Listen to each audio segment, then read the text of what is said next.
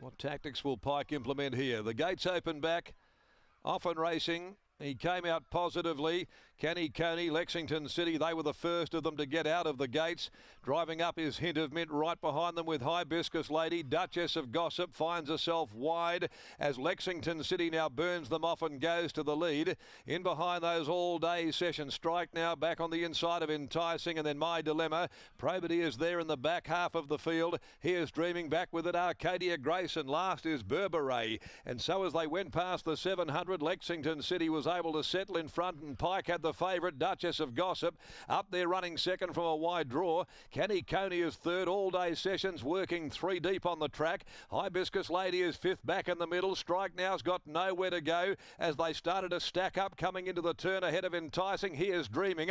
Hint of Mint going up near the middle. Probity further back, and then came Berberay from last. Lexington City, Duchess of Gossip. Pike sits there as quiet as a church mouse. At the 200 he now gives her a head. Duchess of Gossip wants to lay in. Lexington City's battling back near the inside, but Duchess of Gossip puts them away. Pricks her ears up. Oh, she's much too good. Class act, and raced away to win it well from Lexington City.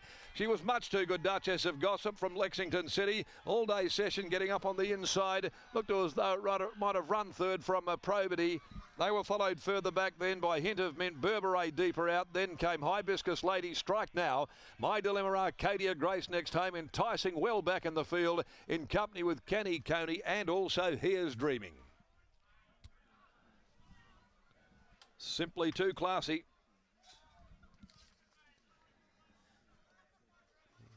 Number 12, Duchess of Gossip.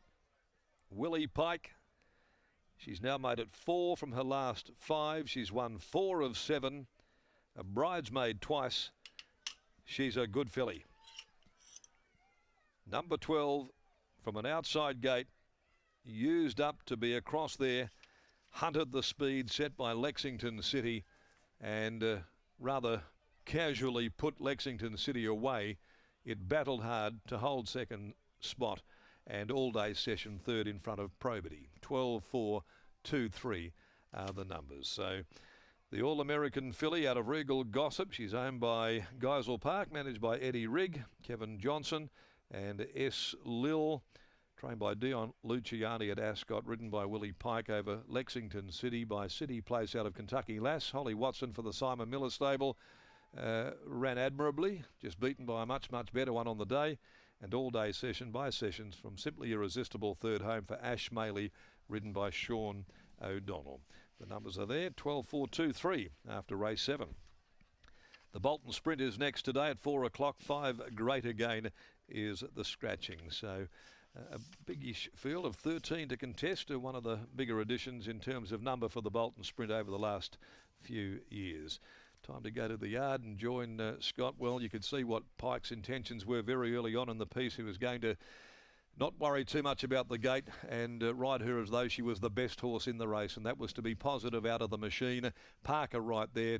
Tested out the pacemaker, put pay to it, went on to win by 2.5 and not really roused up. A half a length, second and third in 1:13.89. They've run home in 35.77, and she's building up a really good record. I think she might be a horse who will go to far bigger and better things. Exactly right. I know a lot of attention will go on to First Encounter today after his return to racing, but this filly, we need to start talking about her with bigger and better expectations, really, Ian, because she's starting to build up a really imposing record. Yeah, it's going very well. Really, there's only one race where she's been beaten sort of fair and square. She could have easily won probably 5 races by now. Learning how to race, settling well. Something I said before the race, the plan was roughly probably to take a set, but Willie's done what Willie does and summed the situation up and decided to roll forward. And that's why he's the best jockey in Western Australia. Exactly right. And the thing about her is that she seems like she's learning. She seems like she's getting better and probably smarter in her racing. Yeah, Willie said after the last race she settled really well, and when he pushed the button she really went, and it appeared exactly the same today.